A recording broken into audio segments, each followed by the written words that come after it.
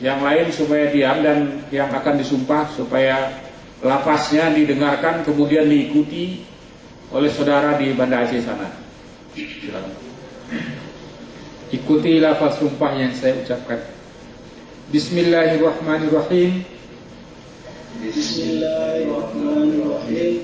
Demi Allah saya bersumpah.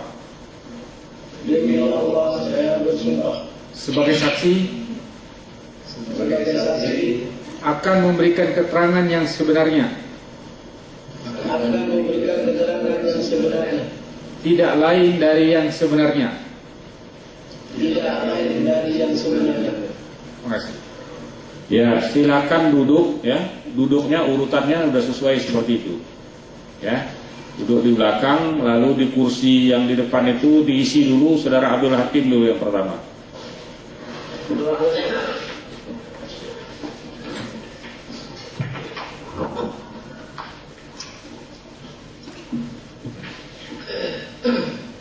Saudara Abdul Hakim, saudara pegawai negeri sipil. Iya, Pegawai negerinya di mana? di Wela. Di instansi apa?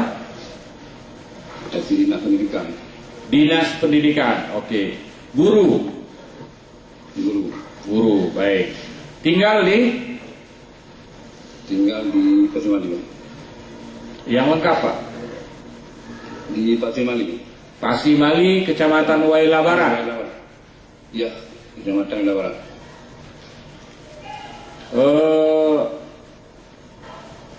Saudara akan menerangkan soal apa nih dalam sidang ini? Akan menerangkan masalah intimidasi dalam masalah perkara pemilu kada, Pak. Oke. Jadi semua saksi di sana, saya ingatkan ya, saudara-saudara sudah disumpah menurut agama Islam. Sumpah itu punya konsekuensi. Ya. Oleh karena itu saudara harus menerangkan yang sebenar-benarnya, yang saudara alami langsung, ya, atau yang saudara ketahui secara langsung, atau yang saudara dengar. Ya, jangan mendengar bilang saya mengalami. Nah, nanti kalau ada keterangan palsu, saudara-saudara bisa dituntut dengan sumpah palsu tadi. Ya, saya mengingatkan sebagai hakim.